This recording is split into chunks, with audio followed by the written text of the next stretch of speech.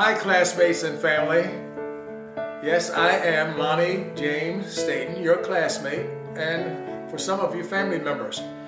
I decided a few weeks ago to contact my friend Kyle Santee, who does these videos. Say, Kyle, I need to send something to my classmates because the only time I hear from my classmates is when they send me an obituary about somebody's departed, and when I read the obituary about some of the outstanding things some of my classmates have done during the last 60 years, I said, I wish I had known some of these things before they passed away so I could have at least called them or contacted them or shared with them something other than just to read their obituary.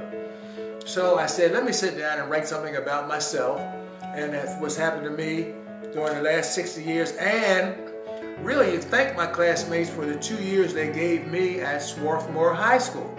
I went to two high schools. I went first to Swarthmore from 10th and 11th grade. Then I went to Bartram High School during my senior year. Let me explain what really happened. My father was a preacher, and when he got to church in Morton, we ended up with the church also in Swarthmore. So that made me go to Swarthmore High School. And I went there for 10th and 11th grade, played football, basketball, track. You know how you do when you're an athlete and try to be a scholar too. And got to know quite a number of people. So I said, I'm going to send a thank you note to my classmates for keeping me involved with their class, although I didn't actually graduate with them. I really appreciate your doing that. It really touches my heart that you at least allow me to share in the experience. But during the 2 years I was there were a number of things that happened to me that I'm going to tell you about that you really don't know. And my family, they don't know it either. So I said, let me share it with the classmates and bring it up, and maybe they'll get to know me better. And then when you get my little dash or my obituary, you'll say, well, at least I know a little bit more about him than what they just sent, because it's coming soon for all of us, it appears. The first thing I want to share with you was that during the 2 years that I was there, I met some really great people that I still maintain some contact with. One was Thatcher McGowan. Thatcher, he didn't live in Swarthmore, and when we missed the bus, I would walk down the tracks to the high school from Morton to Swarthmore to be in class on time with Thatcher. Also with Mellish, who his father had a shoe shop there in Morton. Somebody else walked down the tracks with it. I don't remember who it was, but that's how I got to know Thatcher. He was as poor as I was. Then I was, of course, so proud years later to come to a reunion, and they said, I said, who's that over there? They said, that's Dr. McGowan. Who? I said, Thatcher? He said, oh yeah, he's a doctor now. Wow. And then when I went to Hawaii for the class reunion, to find out my friend Thatcher, who we've stayed in contact with all these years, he now is the top surgeon on the island. So I had a chance to visit with him, his wife Naya, his son Sean, had big fun. I've also stayed in contact with a couple other people in the class. Another person that stayed in touch with me over the years is Pat Stewart in California. I appreciate her contact and her comments and reactions to our back and forth. Really quite interesting. I missed some of the contacts I wish I had. I made a big mistake when I was in college, when I finally ended up at Temple. A number of my classmates tried to stay in touch with me, and I totally ignored them because I was so busy with football and all the other things I was doing. And I really regret that, because I had a chance to keep those relationships going. And if any of you were among that group, forgive me, because I really regretted over the years not keeping the contacts. My fault. When you get these chances to make these contacts, I'm hoping even by my giving you this video, you might say, hey, maybe I'll give Lonnie a call and maybe you'll share with him something that's happened to me or where I am. Or when you get in the area, stop by, call, whatever. My wife and I were always entertaining having friends over, and we love the contact. But let me share with you some of the things that happened to me at Swarthmore that you really didn't know about. You didn't know I was in the free lunch program. My family really could afford to buy my lunch, but when I found out that I could save that money and they had a program where if I worked in the cafeteria during lunch period, scraping down the dishes and loading up the dishwasher, they'd give me free lunch. So that's what I did while I was at Swarthmore. Many of you probably didn't know that I was behind the scenes doing that at lunchtime, and then the last 15 minutes of the lunch period, they would let me have free lunch. Well, what I learned very quickly, I could eat 3 whole lunches in 15 minutes and still get to my next class. And so that's where I developed my habit of eating so fast. Of course, it helped me. You see how big I became with all that eating and all the exercise and all the other things. But that was the free lunch they had for poor people even back then that I participated in. I didn't even know it was really for me. Additionally, I remembering my staff. It's hard to remember. I only remember a couple of my staff members. Of all those teachers, now the number of teachers I had, I only remember Dr. Irvin. Dr. Irvin was my Latin teacher, and I remember Miss Barton, my biology teacher. She was a mean person, I thought, but I did squeeze a B out of her. But I remember, of course, my coach, Coach Robinson, Millard Robinson. You know, he really was influential with me when I was there, and then when I became one of the co-captains, to be one of the first blacks to be a co-captain of the football team in my senior year, he had already lined up for me 5 scholarships. One was to Cornell, Millersville, Lehigh. I'm trying to think of schools we had all lined up for my senior year that I was going to either take a pick. And even when I had a chance to pick between Cornell and Temple later, after going to Bartram that year, I picked Temple. I really wasn't aware of the difference between Cornell and Temple. If I hadn't known the difference, somebody had counseled me, probably I would have picked Cornell, but that would have carried a lot more weight on my resume. But anyway, back to Bartram. I had a free lunch. I remember also Shorty Wilmore. Mr. Wilmore was the trainer on the football team.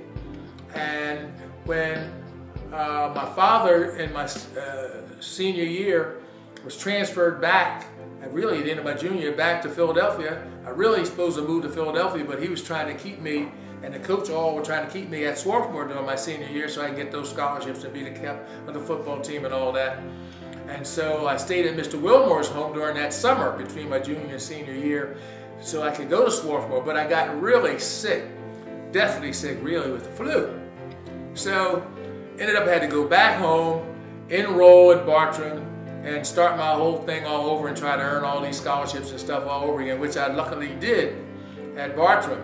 I had to withdraw from Swarthmore and go to Bartram my senior year, and I only had 10 months to prove myself.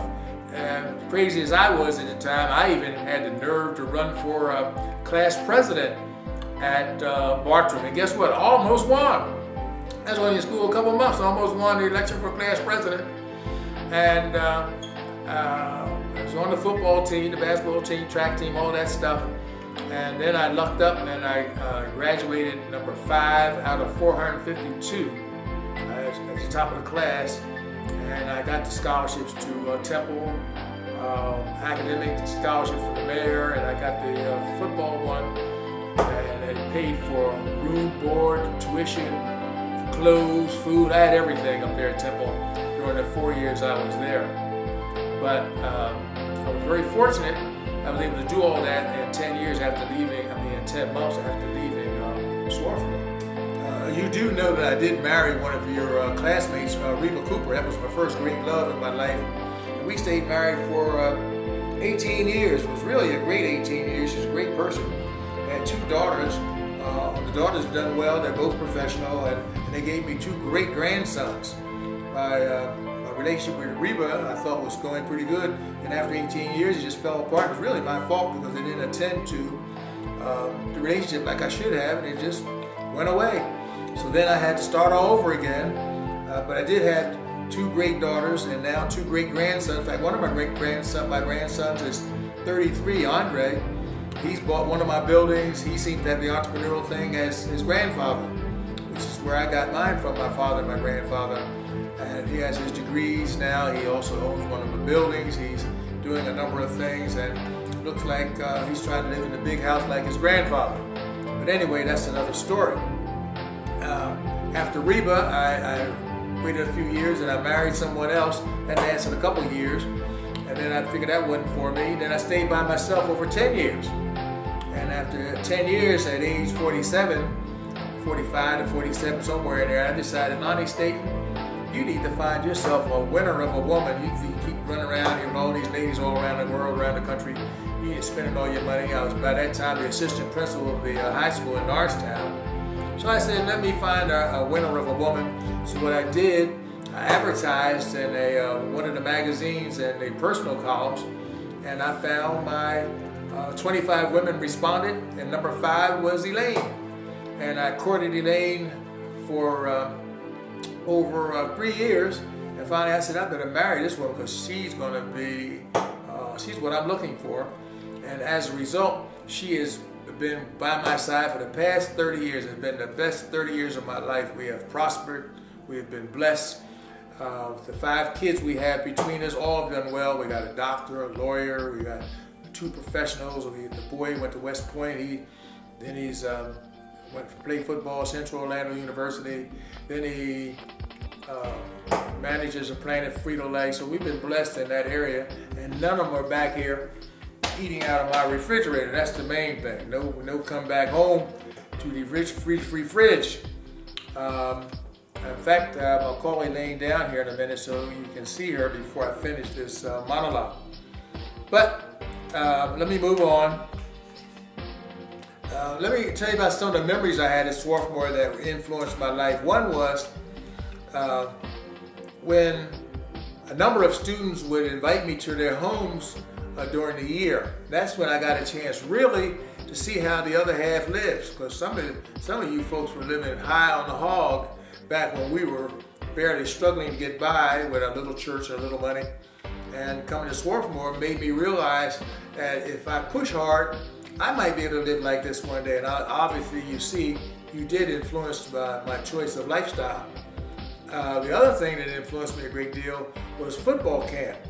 During football camp, we go all the way up to the Poconos, and sometimes we'd be out there on the field getting ready to play, and a couple of my classmates would come in fly in on their little private planes or little Piper Cubs and land on the field next to us and run across the field with their football equipment to play football. Now, you let me tell you that now you talk about class distinction.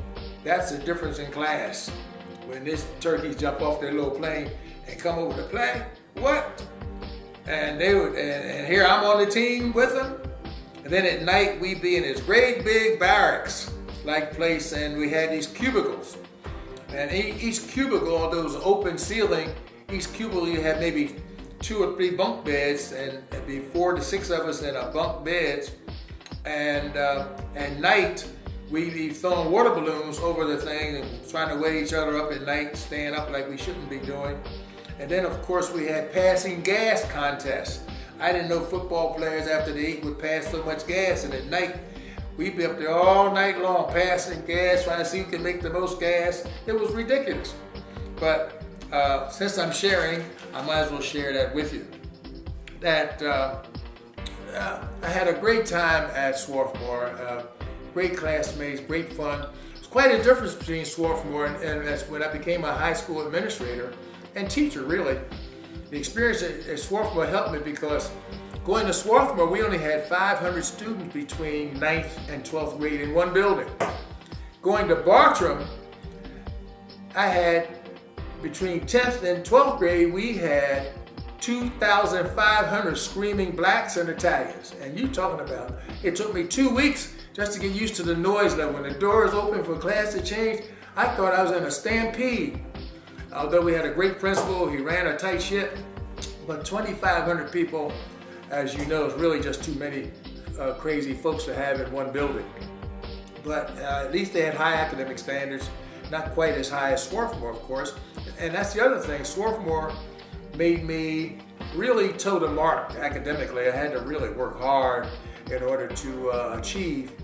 And when I got to Bartram, it was much easier, and I as a result, did very well. And that standard made quite a difference. And so I'm just sharing these notes with you because I just want you to understand that I really appreciate your keeping me in the loop. Now, since then, I've done so many things. I've been in so many businesses over the years. In addition to education, I retired from education in 1985 as the assistant principal at Norristown High School. I've been in roofing. I've been in so many different businesses, and recently I just wrote my book. This is my book, and I'm not trying to sell you a book because I can't. You don't have enough in my class for me to make any money. But How to Rent Rooms in America by Lonnie J. Staton. How I made millions renting rooms, and so can you. I just got it published by Amazon. I'm now working on the marketing with my website. My website will be up in another few weeks, and it'll be howtorentroomsinamerica.com. So you want to find out more about me, you'll be able to go on that website, and I give up some more information. And I guess you know already, I already have in YouTube the video House Tour by Lonnie Staton. I also have my Christmas party in there, Christmas Party by Lonnie Staton. And this one is going to be called Thank You Note to Classmates at Swarthmore and Family, something like that. It'll be in there, Thank You Note to Classmates and Family by Lonnie Staton. That's what it'll be. We'll title it like that. So you'll be able to pull this up and see this video we're doing today. I'm hoping my book is a big success.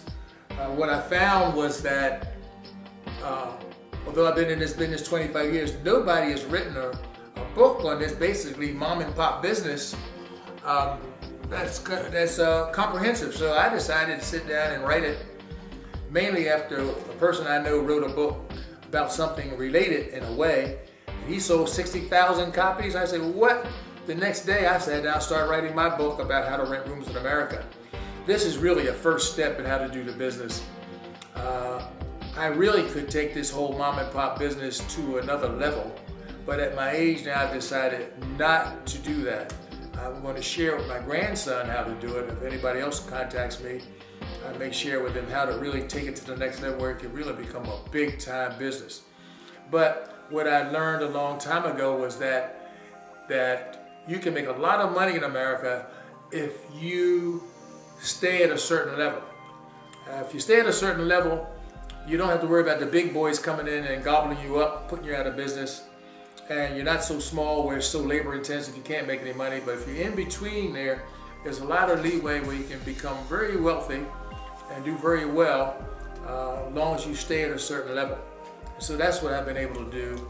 And of course I have far more time because I'm not concentrating on this day in and day out. I have 4 or 5 other enterprises I'm doing in addition to this that bring me cash and give me another stream of income. So if you look at my refrigerator here, you can get a little idea how I function, because on my refrigerator I have some of my goals. This one was about my weight. 5 years ago I put this up here. My wife said, "You're not going to do that." I said, "Yes I am." I started at 317 pounds and now I'm down to 238 pounds. By daily keeping a chart and reminding myself that I have to do certain things to get my weight down. Otherwise, I'm going to end up diabetic and all the other problems that a lot of my friends have. Then, of course, this is a picture of my convertible Bentley. I don't have it yet, but probably this summer I'll get the convertible Bentley to go with some of the other things I have already. I don't need a new car, but I would just like to be able to say I did it, ride around with it for a little while before I get out. Then, of course, this is about my diet. The salad is the main dish. If you eat big salad every day and a bowl of beans, according to Joel Furman, F-H-U-R-M-A-N, he's right on the website. His system, I was amazed. I dropped 10 pounds in 10 days by eating a big salad every day and a bowl of beans. It's something about the beans that draws fat from your system. And I said, wow. I said, this is not going to work, but I tried it. But darn, if it didn't, it did work. But let me end this by just saying, oh, by the way, here's my, Elaine, come on in here, baby, and meet these folks by way of video. I just got her card yesterday for Valentine's Day. I think I'll put $5 in there for her.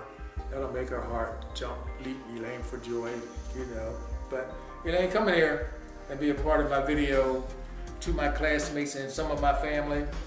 This is my beautiful wife who's given me 30 years. You better smile, smile for the camera. Smile for the camera, you know what I mean? Hey, hey. This is Elaine. Say something, Elaine, to the folks. These were all my classmates, and I'm gonna get this to some of the family members on their YouTube thing they have now. You know? Hello. Thank you for visiting our website. We hope that you've enjoyed this brief period of recall and remembrance that Lonnie's prepared for you. Thank you. Oh, you're so kind. Let me tell you something about my wife. I've always had no problem talking about me. When I met my wife, she hadn't finished her education. So I said, well, I'm going to get you educated, woman. You stick with me, I'm going to give you an education. Well, actually, she had gotten 3 years of finished college. Then she went and got married to this doctor and had 3 kids. And then he died and left her to me. So when he left her to me, I had to finish her education. So she went back and got her bachelor's degree.